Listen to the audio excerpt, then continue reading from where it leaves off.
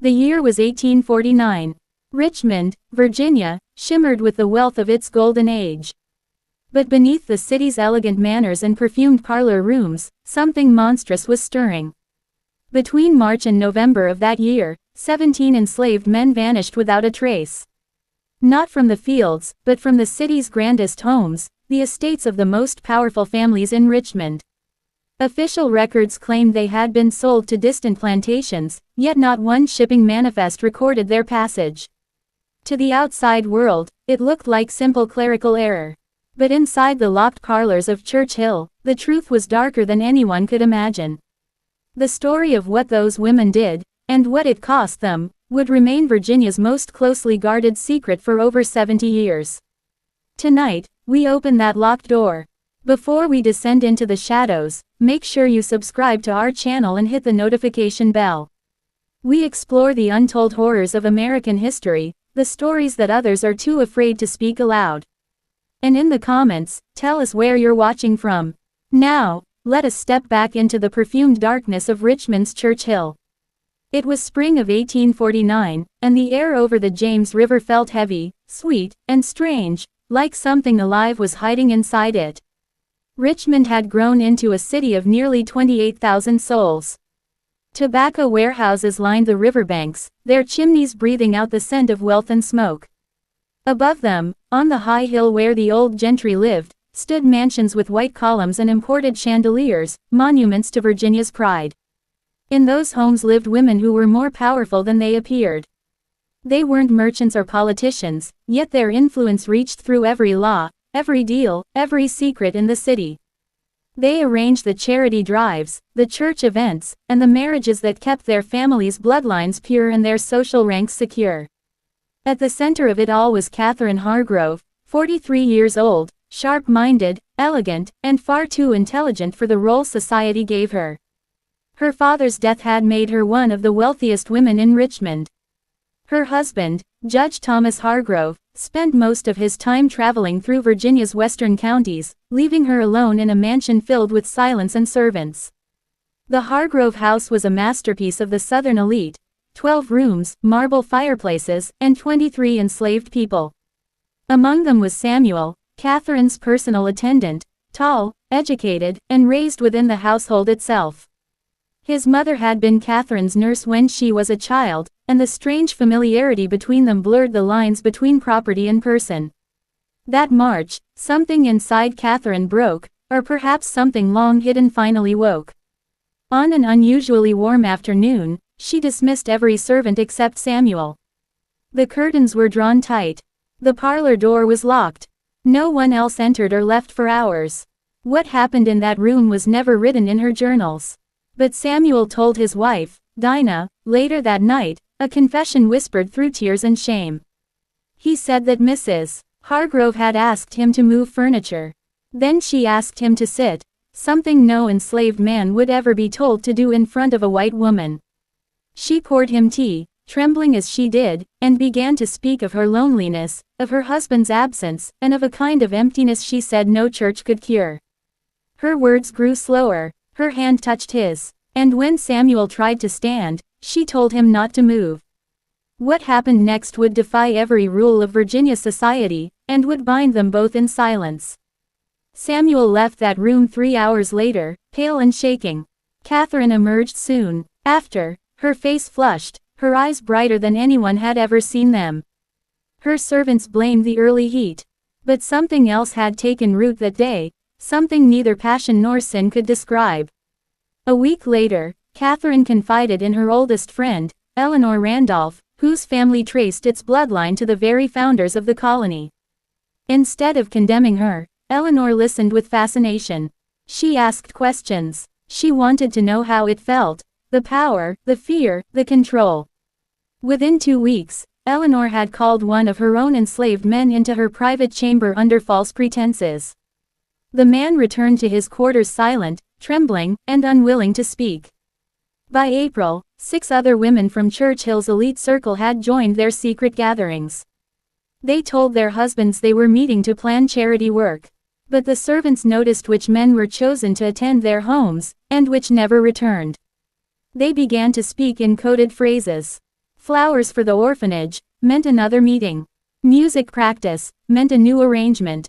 Behind locked doors covered in French wallpaper, they compared notes, shared methods, and confessed their preferences in whispers. What had begun as one woman's forbidden act had become a ritual, a secret society born of wealth, isolation, and a hunger for something no one dared name aloud. But the human soul can only carry so much sin before it begins to rot. And by the summer of 1849, something else began to happen inside those mansions, something no one could explain. The servants started hearing voices at night.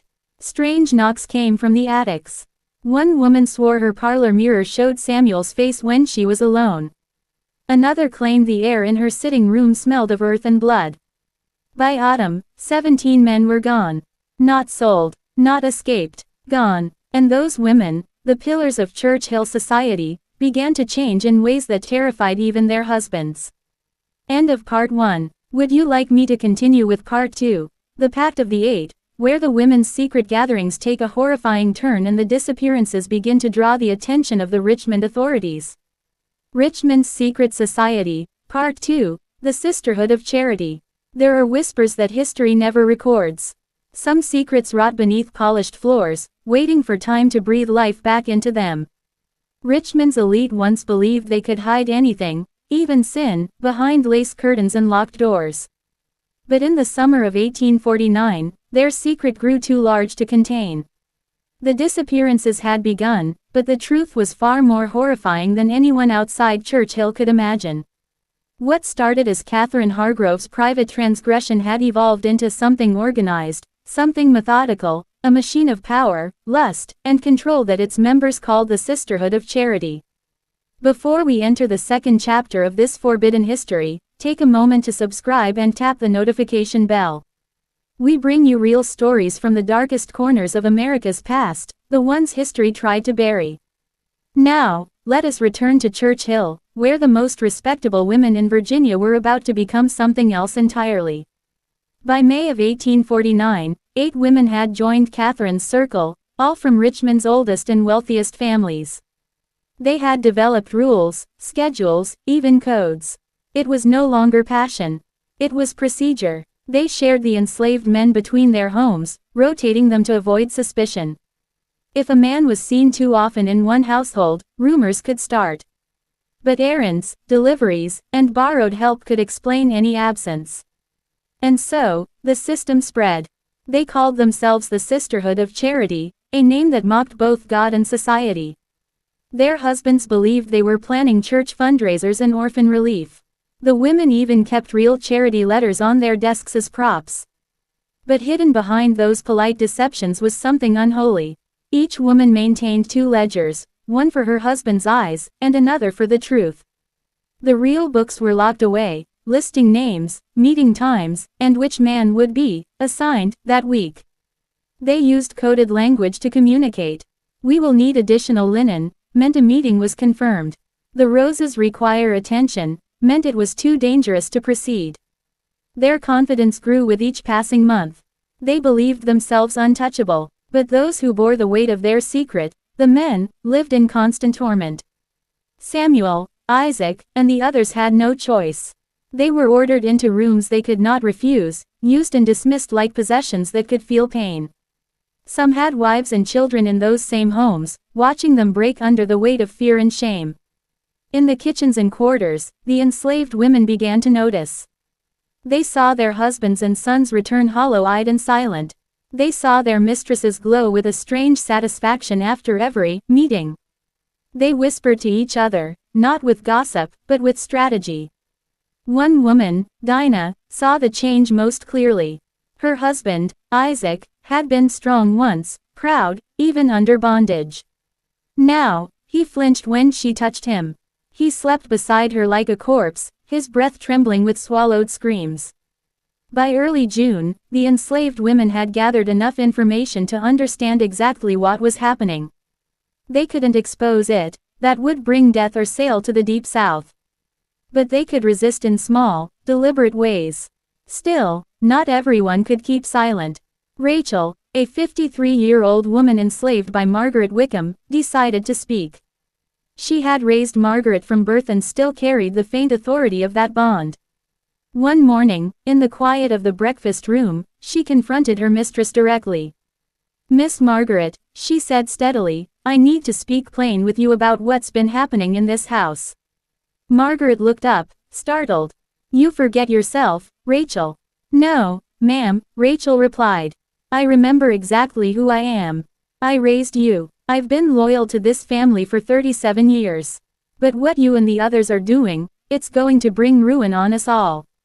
The room went deathly silent. Margaret's face paled, then flushed red. Her voice trembled as she said, "You will never speak of this again. Do you understand me?" Rachel's eyes did not waver. "Sin finds its way to light, no matter how deep you bury it." Margaret's composure cracked. Her voice turned cold. "If you value your daughter's safety, you'll keep your tongue." The meaning was clear. Rachel's daughter, only 14, worked in the Wickham kitchen. Margaret was reminding her that silence was survival. Rachel left that room with her back straight, but the fear settled deep inside her bones. She didn't speak to Margaret again, but she did speak to the others. Together, the enslaved women of Church Hill began to fight back in the only ways they could.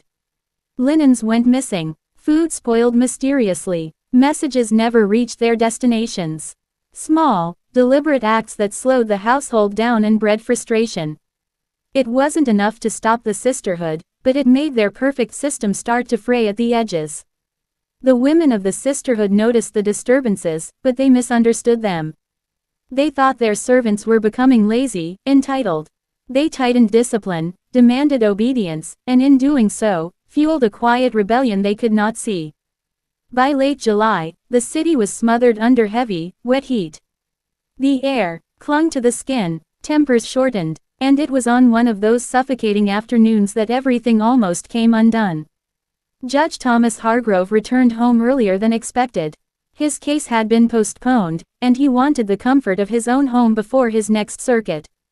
When he arrived at the mansion, he found the front door locked, unusual for a weekday. Inside, he could hear the faint sound of women's voices. And beneath them, a man's. Thomas frowned. Catherine's Tuesday salon should have been nothing but tea and polite conversation. He went around to the kitchen entrance. The servants froze when they saw him. Something was wrong, he could feel it. He walked down the hallway and stopped at the parlor door. It was locked from the inside. "Catherine," he called, his voice firm. "Open this door." Silence. Then hurried footsteps. A key turned. Catherine appeared in the doorway, calm but pale. Her hair was slightly disheveled. Her eyes glittered like glass under too much light. "Thomas," she said lightly. "You're home early. How unexpected." He looked past her. The air in the parlor was thick with perfume and unease. 5 other women were there, all from Richmond's highest circle. And near the window stood Samuel, stiff and uneasy. "What is he doing here?" Thomas asked. Catherine smiled faintly. "He was moving furniture. The light had shifted, and we wanted to rearrange the room." A reasonable explanation, but Thomas felt something stir in his gut. The room's silence was wrong. The women looked cornered, their poise stretched thin. Samuel's posture wasn't that of a servant completing a task, it was that of a man trying to disappear. Thomas nodded slowly and left, but something in him had awakened. Over the next days, he began to notice details he had ignored before: the locked doors, the same servants always present, his wife's insistence on privacy. He said nothing, he simply watched. And as the heat of summer thickened, the perfect illusion of the Sisterhood of Charity began to crumble, one secret, one breath, one locked door at a time. End of Part 2. Would you like me to continue with Part 3, The Unholy Pact, where the Sisterhood begins to sense something supernatural growing around their secret, and the enslaved community prepares for quiet retaliation? Title: The Hidden Sin of Richmond, Part 3, The Silent Revolt. Engaging hook. Sometimes evil hides not in the shadows, but in the very rooms where virtue is preached. The women of Richmond's elite believed their secrets were locked away forever, until 2 enslaved men dared to expose the truth. What began as whispers in the servants' quarters was about to ignite a moral fire that could burn through the city's highest walls. Part 3: The Silent Revolt. By midsummer, Richmond was heavy with heat and secrets. The air felt thick enough to choke on, and the city moved at a slow, uneasy rhythm. Beneath the surface of polite society, the sisterhood grew restless. They had begun to believe they were untouchable, that the rules binding others no longer applied to them. Catherine Randolph was the boldest of them all. She added 2 more men to her private rotation, both brought from her country estate under false pretenses. Her salons, once disguised as literary gatherings, had evolved into late-night dinners where the women drank too much wine and laughed too freely. Their arrogance grew with every unpunished sin. They spoke of their actions openly among themselves, using coded phrases that barely disguised the meaning. To them, it was all a game, a daring rebellion against their prescribed roles as obedient wives and virtuous daughters. They didn't realize that the walls had ears, and those ears had begun to listen with dangerous intent. Eleanor Randolph, precise and calculating, kept records of everything. In a locked drawer of her writing desk lay a small journal, written in cipher, a code she believed was unbreakable. Each woman was marked with a letter, each man with a number. Dates, ratings, and remarks filled the pages, evidence of their depravity hidden in plain sight. But Eleanor had overlooked one crucial truth. Her favorite servant, Isaac, could read.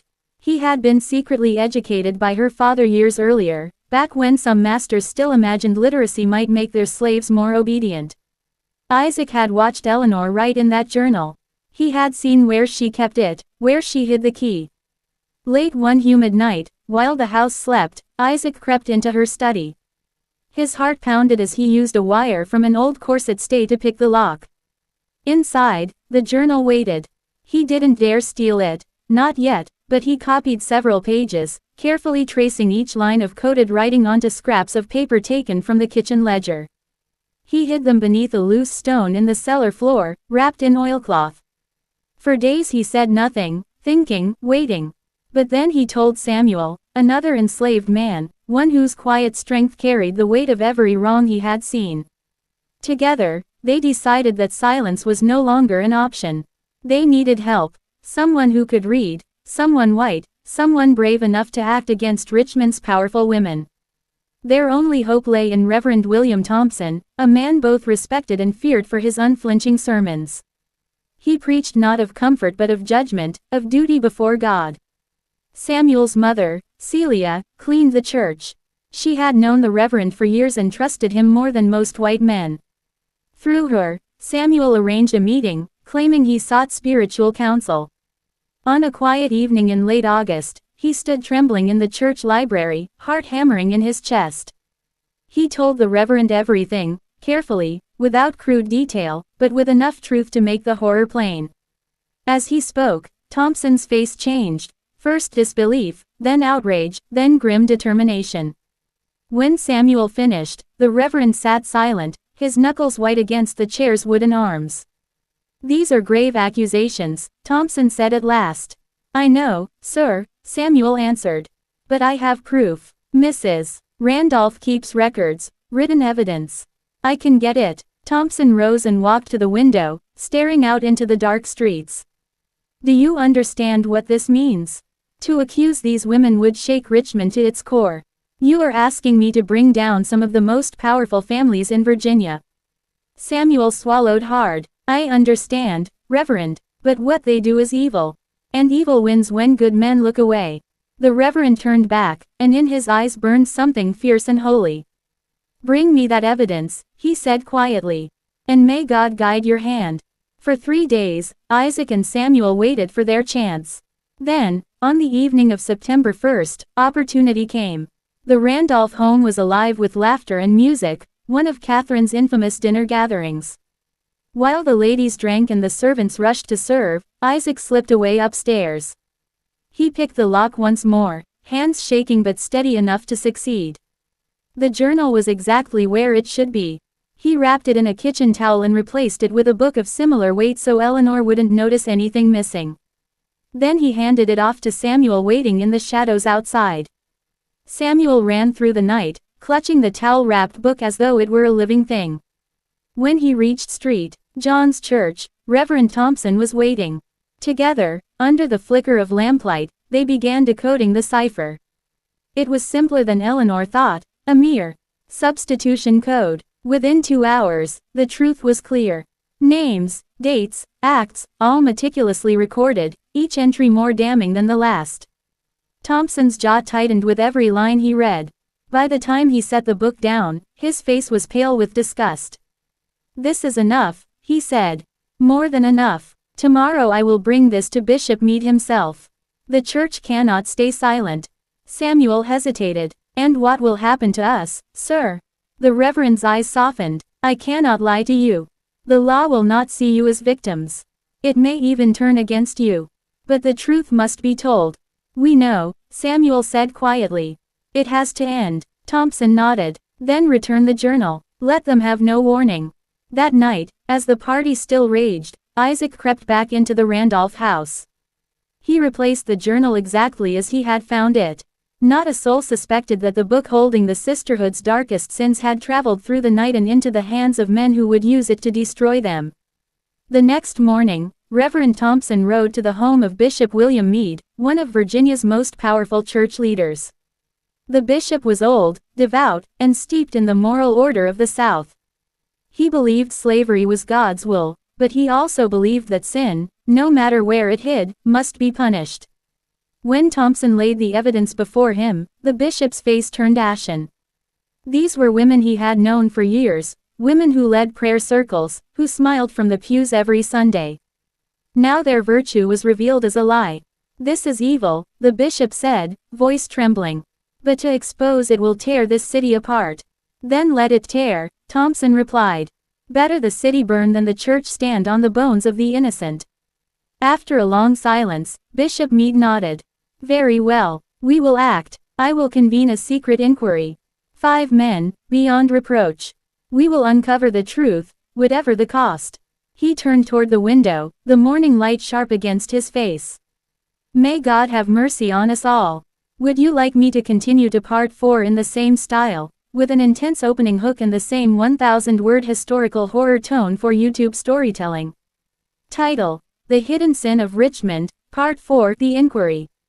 Engaging hook. The walls of Richmond's grand homes hid more than whispers, they hid crimes that could destroy entire families.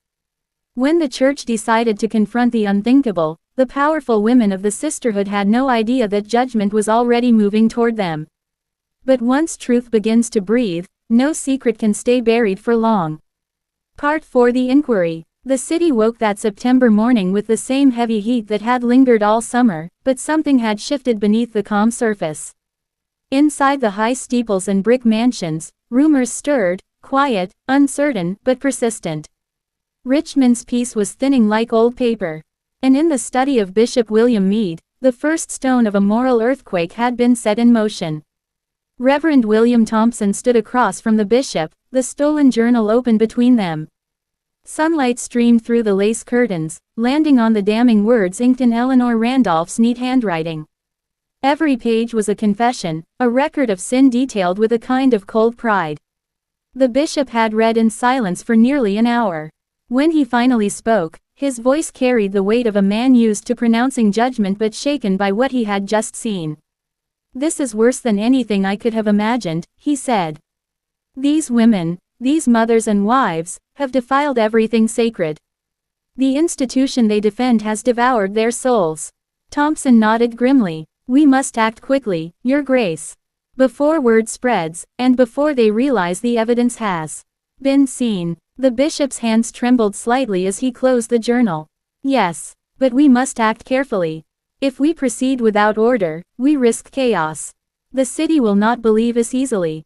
Some may even defend these women as victims of temptation rather than sinners."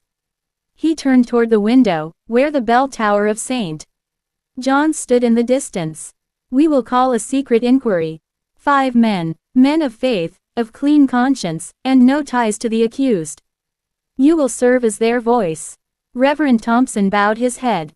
"As God wills it." That night, under the pretense of a clerical council, 5 men gathered in the bishop's private chamber. The doors were locked, and the curtains drawn. Candles flickered against the walls, throwing uneasy shadows over their faces. Among them was Judge Nathaniel Carter, a stern man of law, Colonel Matthew Harris, an aging veteran with no patience for moral corruption, Dr. Jonathan Pike, a respected physician, Reverend Thompson, and Bishop Meade himself, who presided at the head of the table.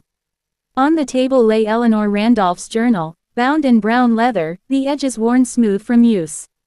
It looked harmless, even delicate, but every man in the room knew it contained something capable of toppling entire families. Thompson began to read aloud, translating the cipher into plain words. The silence that followed each passage was thick and suffocating. The journal named names, described acts, recorded times and places. It even scored the men as if they were animals judged at auction. By the time Thompson finished the first set of entries, the bishop had gone pale. Judge Carter spoke first. "Good Lord, this cannot be real." "It is real," Thompson said. "I watched as we decoded it. And there are witnesses, men who were forced into these acts. They are terrified, but they exist." Colonel Harris slammed his fist on the table. "If this becomes public, it will destroy everything. Our wives, our daughters, every woman in Richmond will be painted with this shame. It could unravel the whole order of society." "Perhaps," said the bishop quietly, "that is exactly what should happen." The men fell silent. None dared argue with him. After a long pause, "Drive," Pike spoke. "If we are to investigate, we must do so discreetly. We cannot summon the accused publicly, or word will spread before we have the full truth." The bishop nodded. "Agreed. Reverend Thompson will collect testimonies. Speak to those you trust. Begin with the servants, they have seen more than anyone suspects. But be cautious. If the women learn what we know, they will act to protect themselves." Outside, the wind rose against the windows, rattling the glass. It was as if the city itself had begun to whisper. Over the following week, Reverend Thompson and Samuel met secretly after dark in the church library. Isaac joined them twice, slipping away from the Randolph house under the cover of night. Together, they prepared a list of names, servants and enslaved men who might be willing to speak if promised protection. But protection was fragile. Richmond was not kind to those who disrupted its order. One evening, as the Reverend left the church, he noticed a figure watching from across the street. The man disappeared into an alley before Thompson could call out. The next day, whispers began circulating among the elite. Someone had heard that the bishop was inquiring into private matters. The sisterhood grew nervous. Catherine Randolph canceled her next salon, claiming illness. Eleanor seemed calm, but her eyes lingered longer than usual on her locked desk. She didn't yet know the journal had been taken, but she could feel something shifting. At the same time, the servants whispered too. Stories passed from kitchen to stable to churchyard. The enslaved men who had been trapped in the sisterhood's cruelty now sensed a flicker of hope. For the first time, they spoke quietly of justice. By mid-September, the inquiry had gathered enough evidence to proceed. 5 testimonies were recorded by Reverend Thompson in careful, measured words. Each account told the same story: women of standing using their authority to command and exploit, hiding behind gentility while committing acts of monstrous deceit. When Thompson presented these testimonies to the bishop, the old man's face hardened into something like grief. "This is no longer a private sin," he said. "This is a plague of the soul." He closed his Bible and placed a hand upon it. "Tomorrow, we confront them." That night, thunder rolled across Richmond. Lightning flashed above the rooftops, and the rain came down in sheets. Inside her grand home, Eleanor Randolph sat at her writing desk, unaware that the pages before her had already sealed her fate. She dipped her quill into ink, meaning to record the evening's trivial details, but when she looked up, she caught her reflection in the mirror. For a moment, she didn't recognize herself.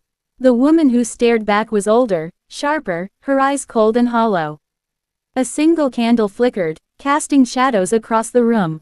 Somewhere in the house, a door creaked open, and she turned sharply, listening. Nothing, only the sound of rain. But unease had settled into her bones. For the first time since the sisterhood began its secret rebellion, Eleanor felt something she hadn't felt in years: fear. Outside, the church bell tolled midnight. In 24 hours, the sins of Richmond's most powerful women would stand before judgment.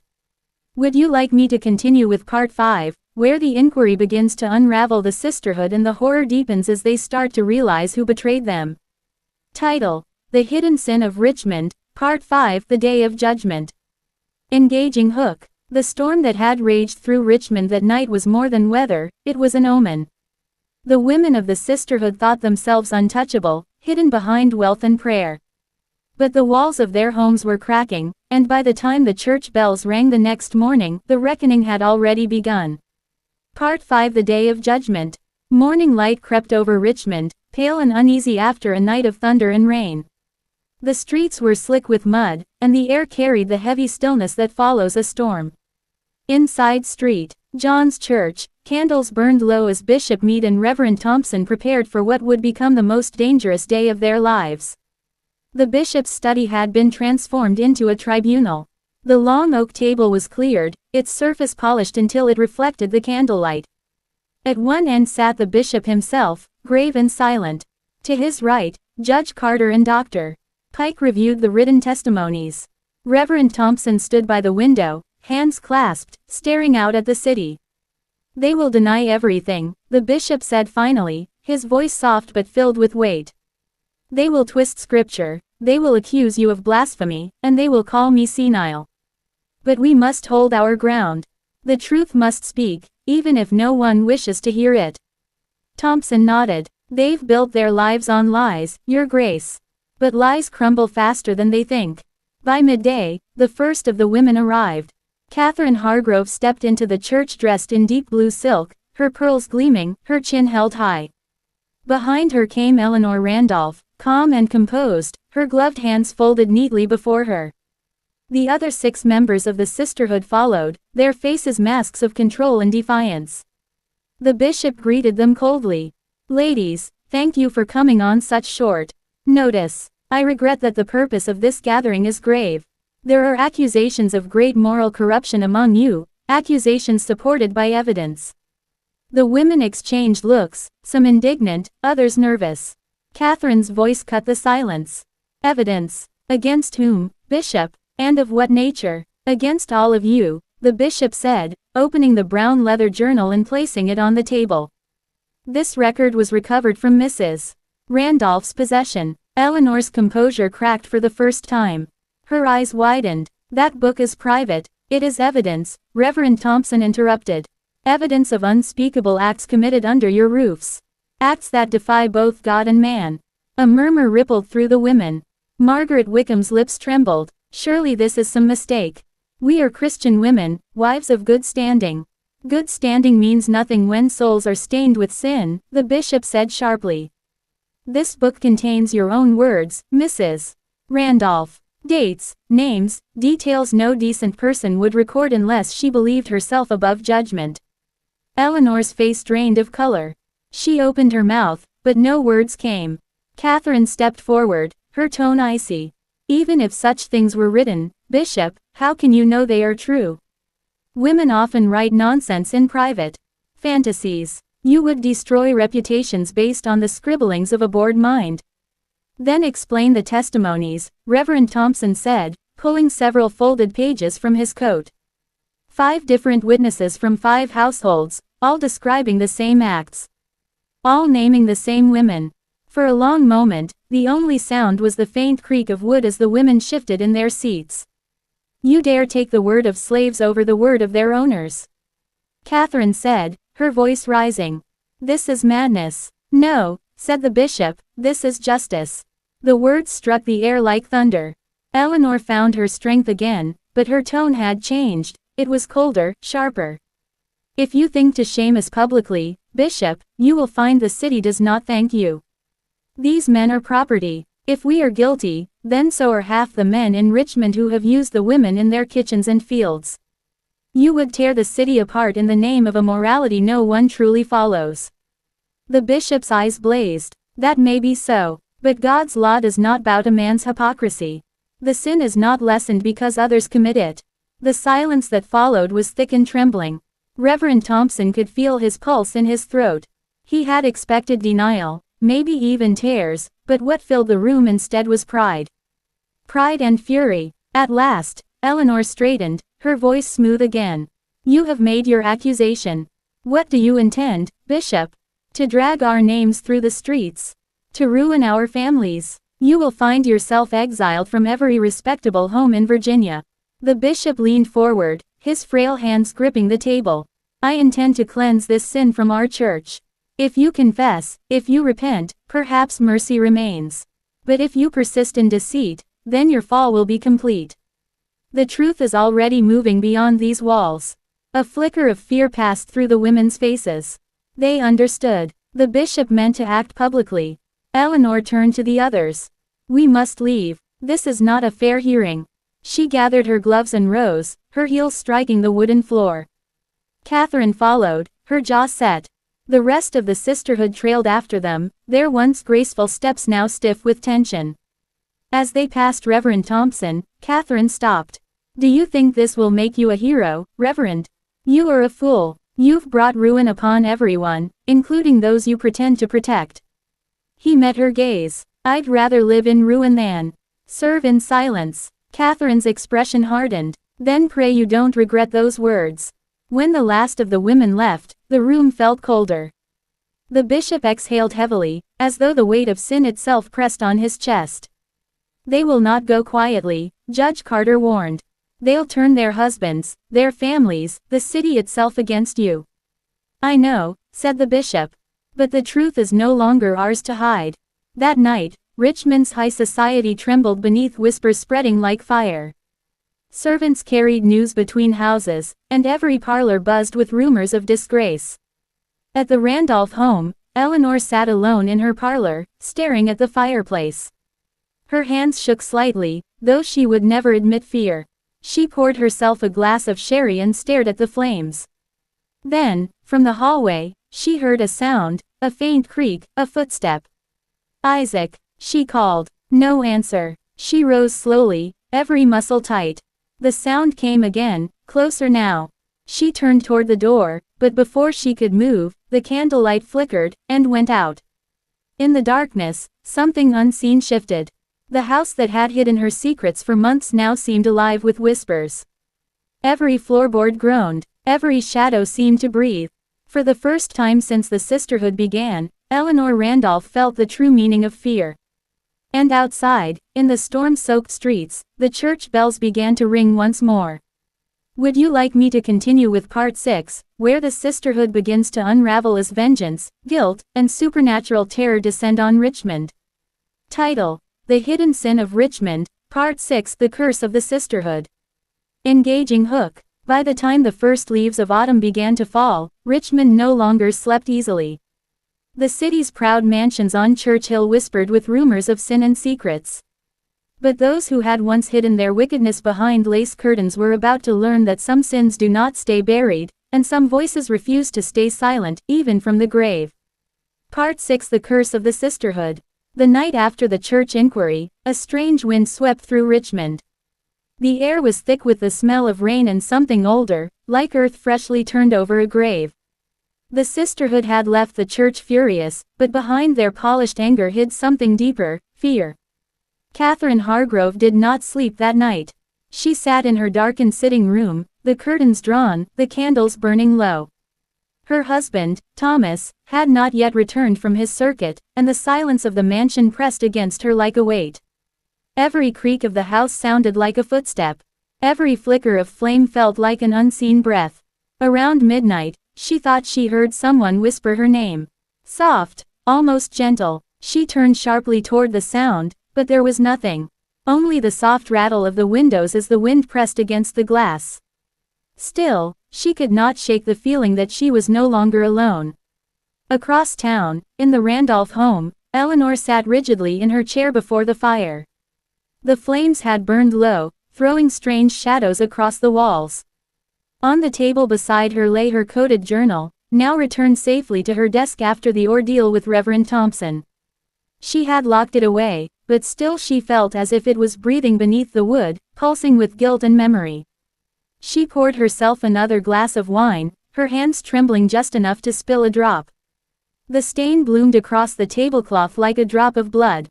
She whispered to herself, "We are fine. They will do nothing. We are untouchable." But even as she said the words, she heard a faint sound from the hallway, a low hum, like a voice humming an old hymn. The melody was one she knew, a song the house servants often sang during work. Eleanor stood, heart pounding, and called out, "Who's there?" No answer, only the soft continuation of that mournful tune. She followed it into the hall, her bare feet cold on the wood. The sound led her to the stairway that descended into the servants' quarters. The door stood open, the humming stopped, and then, from the darkness below, came a whisper, Isaac's voice. But Isaac was asleep in the quarters. She knew it, she had seen him there earlier. Yet the voice that spoke now was unmistakably his, low and broken. "You can't hide, Miss Eleanor. You can't hide from what you did." Eleanor's breath caught in her throat. She fled back up the stairs, slamming the door and locking it behind her. She spent the rest of the night pacing, waiting for dawn, every candle in the house burning until the wicks turned to ash. By morning, word had spread through Richmond. Something strange was happening in the homes of the Sisterhood. Servants whispered of seeing figures in mirrors, of hearing voices that didn't belong to the living. One woman claimed she saw her mistress talking to an empty chair, smiling as if in conversation. At first, the women dismissed it all as gossip. But by the second week of September, the fear had grown too real to ignore. Margaret Wickham was the first to break. She had always been the most delicate of the group, prone to fainting and nervous fits. Her housekeeper found her one afternoon sitting in the garden, barefoot and shivering, her face pale as bone. "He was here," Margaret whispered. "Samuel. He stood by the roses. He said he forgave me. But his eyes, they were gone. Just blackness." The housekeeper crossed herself and ran for help, but by the time she returned, Margaret was gone. The garden gate stood open, and only her footprints remained, leading toward the river. Her body was found 2 days later near the docks, her dress torn by the current. The coroner called it an accident. Richmond called it judgment. Catherine and Eleanor met that evening in the Hargrove mansion. 6 of the original 8 women still remained, though none could hide the fear twisting inside them. Catherine poured brandy for them all. "We are losing control," said Lucinda Epps, her voice shaking. "Margaret is dead. There are whispers in every corner of Richmond. They say we are cursed." "Cursed?" Catherine snapped. "Do you believe that, Lucinda? We made mistakes, yes. But curses are for children and slaves' tales." Eleanor spoke softly, her eyes distant. "Then explain what I've seen. What I've heard. My house is not quiet anymore. There are voices in the walls." Catherine tried to steady the group. "We will not fall apart. The church will not move without proof. And as for these visions, they are guilt, nothing more." But as she spoke, the candles flickered violently, the flames bending sideways as though something unseen had passed between them. The women froze. Then one of the candles toppled, spilling wax onto the tablecloth. "Enough," Eleanor said, rising. "We end this tonight. The journal, my journal, is the source of our danger. We destroy it, and the evidence dies with it." Catherine hesitated. "And if the Reverend already made copies?" Eleanor's lips tightened. "Then God help him." That night, Eleanor returned home and set the journal upon her desk. She took a candle and dripped hot wax onto the cover, sealing it shut. Then she carried it to the fireplace, the flames crackling softly. As she bent to throw it in, the fire dimmed. The room grew cold, her breath visible in the air. And then she heard it again, the humming, the same low song from before. She turned. Standing behind her in the doorway was Isaac. Or what was left of him. His face was pale, wet with river water, his eyes 2 black hollows. "Miss Eleanor," he said, voice thick and distant. "You wrote everything. You gave it life. Now it lives in you." The candle slipped from her hand. The journal fell into the fire. But instead of burning, the wax seal split open, and the pages began to turn on their own, fluttering as if by invisible fingers. The words glowed faintly, the ink shimmering red. Eleanor screamed. The fire roared up in a sudden burst of heat, then vanished, leaving only smoke, and the journal, unburned. When her servants found her the next morning, she was sitting at her desk, staring blankly at the wall. The journal lay open before her, her own handwriting now replaced with new words written in a hand no one recognized. That same day, the bells of St. John's tolled for Margaret Wickham's funeral. But as the mourners left the church, a shadow fell over the city. Something had awakened in Richmond. And for the remaining women of the Sisterhood, the true horror was only beginning. Would you like me to continue with Part 7, where the supernatural vengeance spreads through Church Hill and the Sisterhood begins to turn on each other? Title: The Hidden Sin of Richmond, Part 7, The Night the Bells Wouldn't Stop. Engaging hook. They said the bells of St. John's rang on their own that night, long after midnight, long after the church had emptied. No one dared step outside to see why. Because every time the bell tolled, another candle went out in the city of Richmond, and another secret from the Sisterhood began to surface. Part 7, The Night the Bells Wouldn't Stop. The morning after Eleanor's breakdown, Richmond looked different. The sky hung low with gray clouds, the air heavy and still. The market stalls were quiet.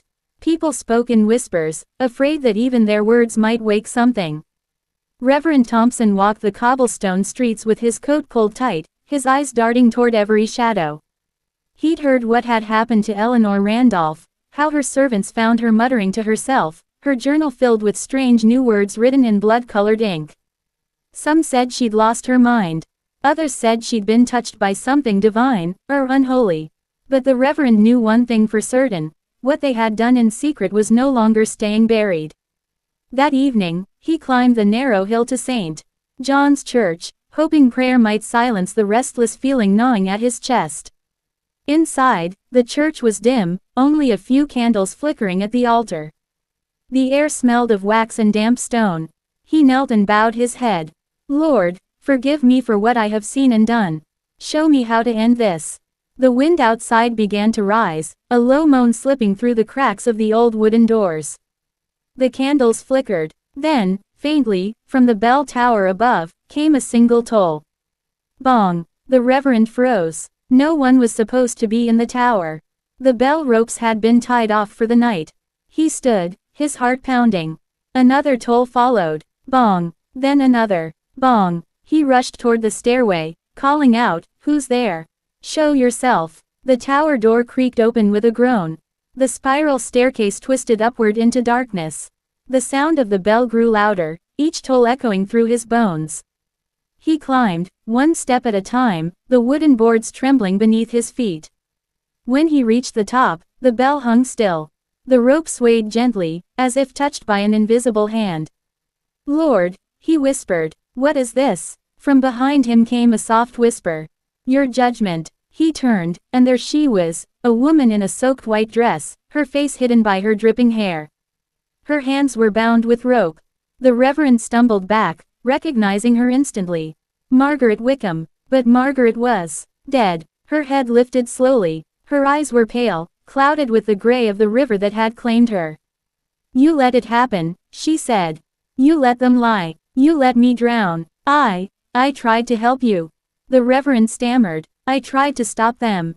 She took a step closer, water dripping from her sleeves. "Then why are you still here, Reverend?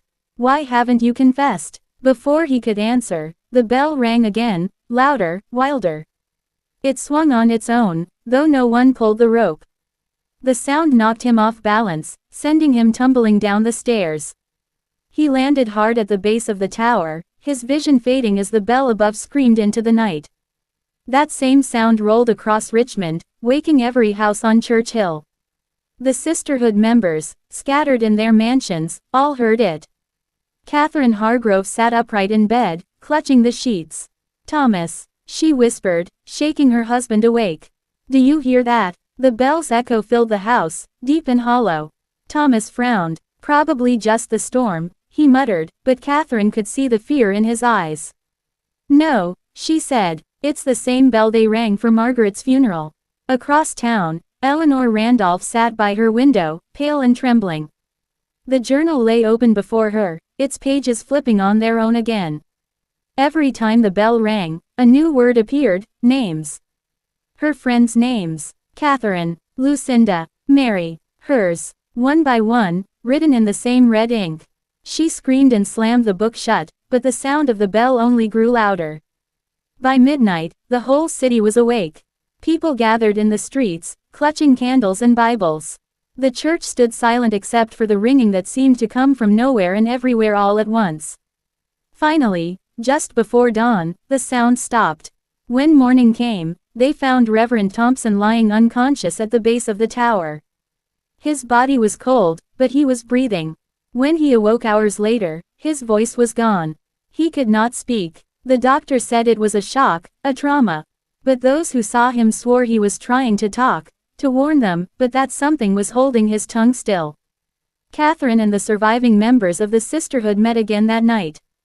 The room was filled with the heavy scent of candle smoke and perfume trying to mask the stench of fear. "This has gone too far," said Lucinda, her voice breaking. "First Margaret, now the Reverend. Eleanor's losing her mind. What do we do?" Catherine's hands shook as she poured wine. "We face it. We find out what's doing this. If it's her spirit, if it's some curse, we end it." Eleanor laughed weakly. "You can't end what's already begun. The dead are speaking now. They want truth, Catherine. They want us to confess." "Confess to what?" Lucinda snapped. "We did what we had to. He was going to expose us all. You think the city would forgive us?" A knock at the door silenced them all. 3 sharp raps. Catherine froze. "It's nearly midnight. Who?" She opened the door, and the cold wind rushed in. On the doorstep lay a small package wrapped in cloth. She knelt and unwrapped it slowly. Inside was a piece of paper, wet, torn from a book. Her name was written on it in that same red ink. Beneath it, one sentence. "Your turn." Catherine dropped the note and slammed the door. That night, the bell of St. John's rang again. And this time, the sound didn't come from the tower. It came from every corner of Richmond, echoing through walls, chimneys, even beneath the floors. It was as if the whole city had become the bell itself. And somewhere, in the dark between those echoes, the Sisterhood could hear a woman's voice singing that same old hymn the servants used to hum. The dead were no longer haunting their dreams. They were walking among them. Would you like me to continue with part 8, where the Sisterhood begins to turn on one another as the haunting spreads across Richmond and the true origin of the curse is revealed? Title: The Hidden Sin of Richmond, Part 8, When the Dead Took the Streets. Engaging hook. By the time the sun rose over Richmond, something was wrong with the city. The air smelled like river water, the kind that carried secrets and corpses. People whispered that the bell of St. John's hadn't just awakened the living, it had called the dead home. Part 8, When the Dead Took the Streets. Morning came gray and heavy. The city looked drained, as though the night had stolen its color. The bells had stopped ringing, but their echo clung to the air like fog. Catherine Hargrove sat at her breakfast table, staring into a cup of untouched tea. Her husband had left for the courthouse early, pretending nothing strange had happened. But Catherine's hands still trembled, and she hadn't slept. In her mind, she kept hearing that whisper from the note, "Your turn." By mid-morning, word spread across Church Hill that Reverend Thompson had awoken but could no longer speak. He sat in the rectory staring into nothing, his mouth moving silently as though he were praying, or arguing with someone only he could see. Some said the Reverend was cursed. Others said God had struck him mute to keep him from revealing something too terrible for the world to hear. Eleanor Randolph visited him just before noon, bringing a small bouquet of lilies. She looked frail, her eyes sunken, her once perfect hair streaked with silver. When she stepped into the Reverend's room, he flinched. His hands twitched toward the cross on the wall, as though he feared her presence. "Reverend," she whispered, "it's happening to all of us. The bells, the voices, the nightmares. I need to know, did you tell anyone?" Thompson shook his head slowly, eyes wide with something close to terror. Then he picked up a quill and scrawled 2 words on a piece of paper. "She knows." Eleanor's blood ran cold. "Who?" she asked, voice trembling. He looked up, tears welling in his eyes, and pointed toward the church door. When she turned, the wind outside slammed it open. The lilies in her hand wilted instantly. That afternoon, strange things began happening across Richmond. In the Randolph home, the servants whispered that the mirrors no longer showed their reflections, only shadows moving behind them. Dishes broke without being touched. Doors opened themselves. The sound of dripping water came from rooms that had no pipes. At Catherine's house, the smell of river mud filled the parlor. Her husband found muddy footprints leading from the garden to their bedroom window, small, bare feet, like a child's. But their children were away visiting family in Williamsburg. When night fell, Richmond's lamps flickered and died. And then the singing began. It started faintly, from somewhere near the James River. A woman's voice, low and sweet, humming the same hymn the servants used to hum while they worked. But as the night deepened, the sound spread, down the alleys, through the courtyards, past the graveyard, all the way to St. John's. The city went still. Dogs whined and hid. At the Hargrove house, Catherine stood by her window, frozen. The voice was familiar, too familiar.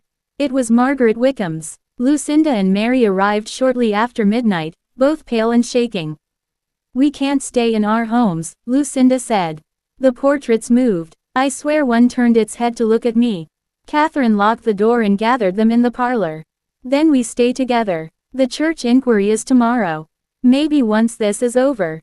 She stopped mid-sentence. From upstairs came a slow creaking sound, as though someone was walking through the hallway. Mary's hand flew to her mouth. "Catherine, is anyone else here?" Catherine shook her head. "No one." The creaking stopped. Then, faintly, came the sound of dripping water. Lucinda whispered, "The river." Catherine took a candle and started up the stairs. Each step groaned under her weight. The air grew colder. When she reached the landing, she saw it, the wet footprints again, leading straight to the master bedroom. She pushed the door open. The window was wide, curtains fluttering in the breeze. A woman stood there, her dress soaked and torn, her hair hanging over her face. "Margaret," Catherine whispered. The figure turned slowly, revealing her pale face, lips blue and trembling. Her eyes were hollow but burning with hate. "You promised it would end," the ghost said softly. "You promised me peace." Catherine dropped the candle, her voice shaking. "We didn't mean for you to die." The ghost's mouth curled into something that wasn't a smile. "Then why did you watch?" The candle hit the floor, and fire flared briefly before dying out. In the dark, Margaret's voice filled the room. "Confess, Catherine. Tell them what you did." Lucinda screamed from downstairs. Catherine turned and ran. When she reached the parlor, the other women were backed against the wall. The portraits on the walls, of their husbands, fathers, grandfathers, were bleeding from the eyes. Thick, black tears ran down the frames. Mary pointed toward the hearth. "It's her again." From the fireplace came a rush of icy wind. The flames turned blue. Then, one by one, every candle in the house flickered and went out. The singing started again, louder this time, echoing through every room. The women fled into the street, their gowns dragging through the mud. The whole neighborhood had come alive with whispers. Windows rattled, doors slammed. And at the end of the street, the bell of St. John's began to ring on its own again. "Bong!" Lucinda cried out. "She's calling us there." "No," Catherine said, her voice breaking. "She's calling us to judgment." They ran through the streets, skirts torn, hair flying. The bell kept tolling, drawing them closer to the church. When they arrived, they found Reverend Thompson kneeling at the altar, hands clasped in prayer. His eyes opened as they entered. Behind him, the air shimmered. The shape of a woman appeared, Margaret Wickham again, her body glowing faintly in the candlelight. "Say it," she whispered. Thompson tried to speak, but his voice was gone. The women fell to their knees. Eleanor stumbled forward, clutching the journal. "Please," she cried, "we'll confess. Just let us live." Margaret looked at her with sad eyes. "You already had that chance." The church doors slammed shut. Every candle went out. The last thing anyone in Richmond heard that night was the bell tolling one final time, followed by screams that no one could ever explain. When morning came, the doors of St. John's stood open. Inside, there was no trace of the Sisterhood. Only a wet circle on the floor near the altar, as though someone had stood there dripping river water.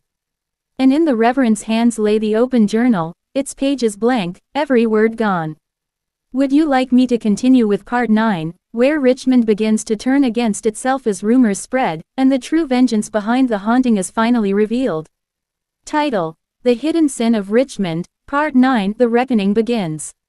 Engaging hook. By dawn, Richmond woke to a silence that felt alive.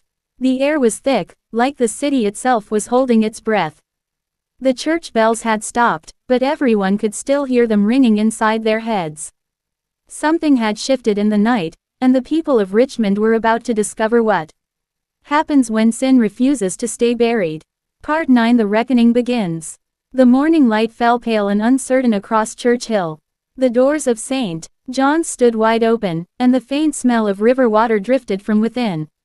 Inside, the pews were empty, the altar untouched, but the Reverend sat motionless, his face ghost white, his eyes fixed on the space where the Sisterhood had stood only hours before.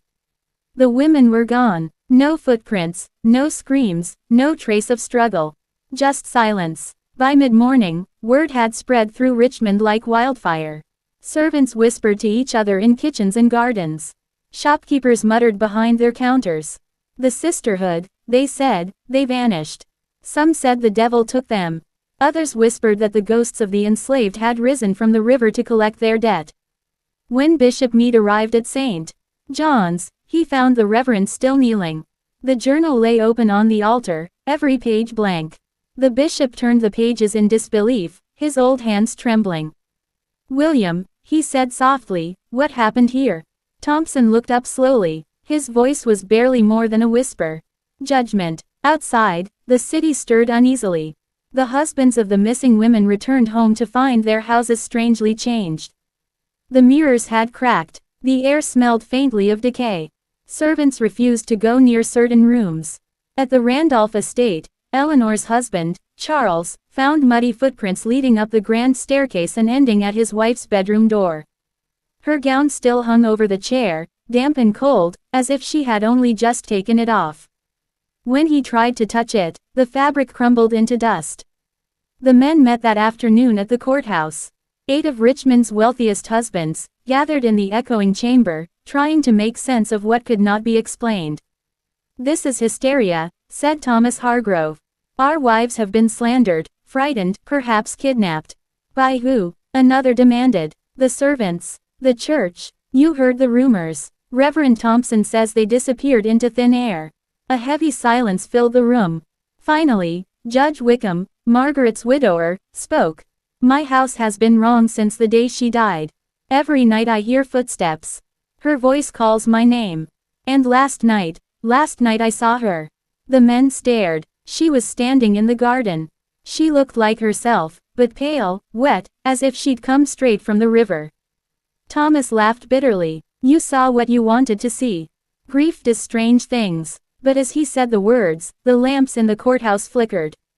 A cold wind swept through the open windows. The papers on the table lifted, fluttering like trapped birds. Then, from the far corner of the room, came a sound, a faint dripping, like water falling onto stone. Every man froze. The dripping grew louder. They turned toward the sound, and there, where the sunlight hit the floor, stood a trail of wet footprints. Bare feet. Small. "Dear God," whispered one of them. The prince stopped just short of the table. Then came a woman's voice, soft and steady, but echoing with something hollow. "You buried your sins in our silence," it said. "Now they rise in yours." Thomas stumbled back. "Who's there?" No answer. Just the smell of river mud. When they looked again, the footprints were gone. That night, Richmond could not sleep. The city was restless. Dogs barked at nothing. The air grew heavy with humidity, and the James River swelled as though pulled by some invisible force. At midnight, a thick fog rolled in from the water, blanketing the streets. And in that fog, shadows moved, slowly, deliberately. Some swore they saw women walking, their dresses dragging through the mud, their faces pale and unreadable. Others heard singing, faint but mournful, echoing through the alleyways, the same hymn the enslaved women used to hum while working. By morning, the fog was gone. But 7 more people were missing. In the churchyard, someone had written words in the dirt, letters traced by a trembling hand. "Confess." Reverend Thompson gathered what courage he had left. He called for the townsfolk to meet at St. John's that evening. The church filled beyond capacity, white and black, rich and poor, all drawn by fear. When the Reverend stepped to the pulpit, his voice shook. "My friends," he began, "we stand on cursed ground. The sins of this city have cried out for generations, and now the reckoning has begun." A murmur ran through the crowd. He told them everything, the Sisterhood's secret, their exploitation, their corruption. He did not spare the details. People gasped, some cried out, others fled the church. When he finished, the room was silent. Then, from the back pew, a woman stood. It was Celia, Samuel's mother. "You speak of their sin," she said, her voice strong. "But where was this church when we begged for mercy? Where was your God when our children were taken? You only listen when the dead start to scream." The Reverend bowed his head. "You were right, I failed you all." As he spoke, the church doors groaned open. A cold wind swept through the room, extinguishing half the candles. The air filled with the scent of river water. From the doorway, a shape appeared, a woman in a torn gown, her face shadowed, her eyes glowing faintly like coals under glass. It was Catherine Hargrove, but she wasn't alive. The crowd screamed. Some fell to their knees, others ran for the exits. Catherine walked slowly down the aisle, her footsteps leaving wet marks on the wooden floor. She stopped at the pulpit, looking at the Reverend. "Tell them," she whispered. "Tell them what comes next." The Reverend's voice broke. "What do you want from us?" "Justice," she said, "and remembrance." Then she turned toward the congregation. Her face shifted. Behind her features flickered the faces of the other women, and behind them, countless others, the enslaved, the silenced, the forgotten. Their voices rose together, a terrible harmony that filled every corner of the church. Let the truth be known. The windows shattered. The bell above rang once, deep, final. And when the light returned, Catherine was gone. The people of Richmond left the church in stunned silence. No one spoke for a long time. But from that night on, the city was never the same. The river no longer ran quietly. The bells sometimes rang without wind.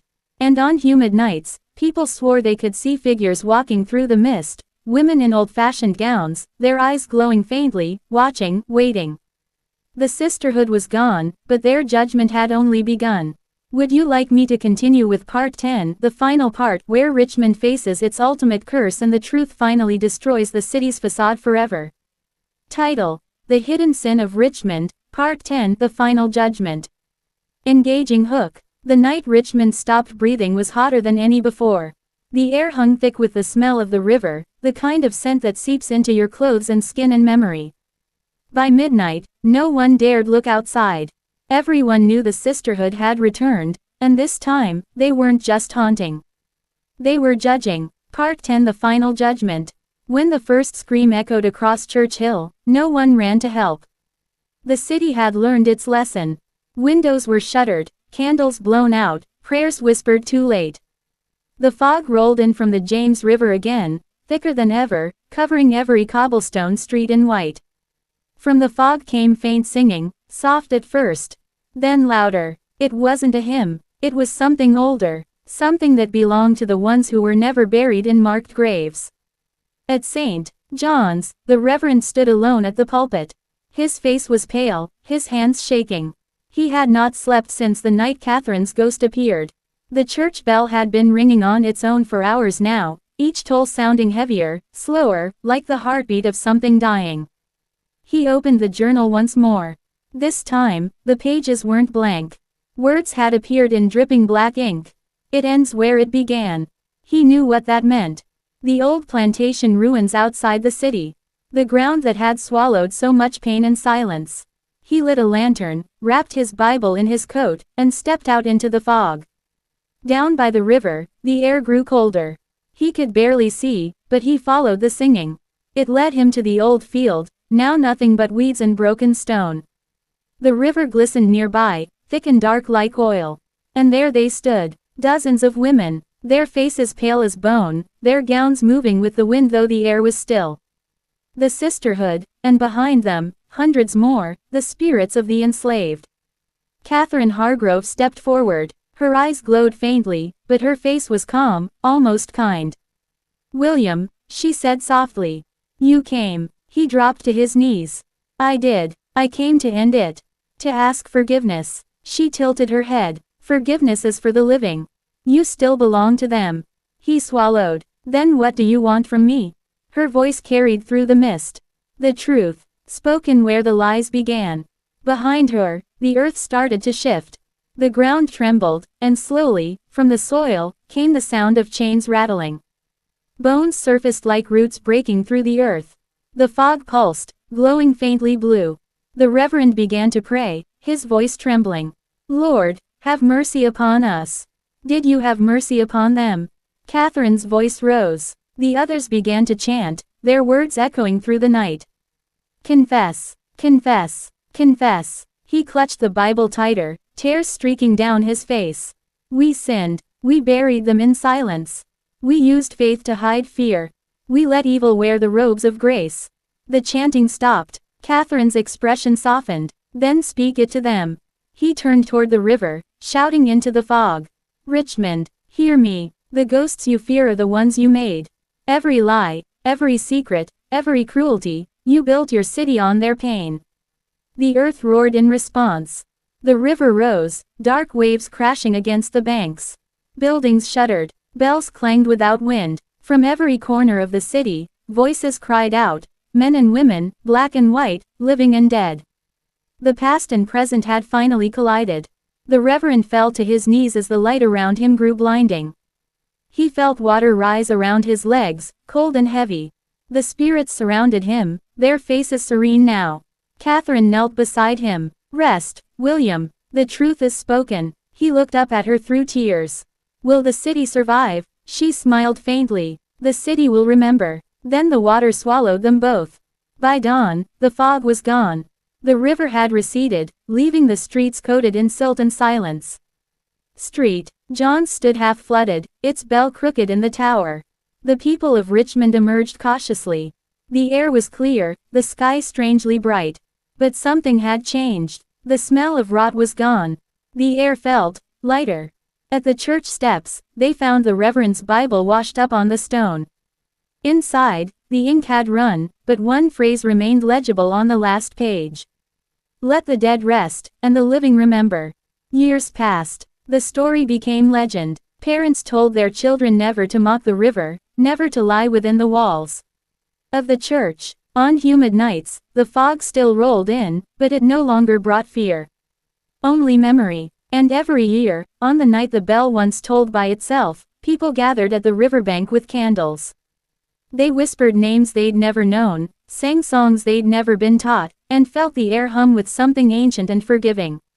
Richmond had been judged, and, somehow, redeemed. But some say that if you walk alone near the water after midnight, you might still see her, Catherine Hargrove, standing in the fog, watching. Not angry, not vengeful, just waiting. Because history never truly dies. It just waits to be remembered. If you felt those chills too, don't let the story end here. Hit that subscribe button so you never miss the next haunting tale. Share this video with your friends who love dark history and ghost stories, and let me know in the comments what you think really happened that night in Richmond. Your thoughts might uncover another secret waiting to be told.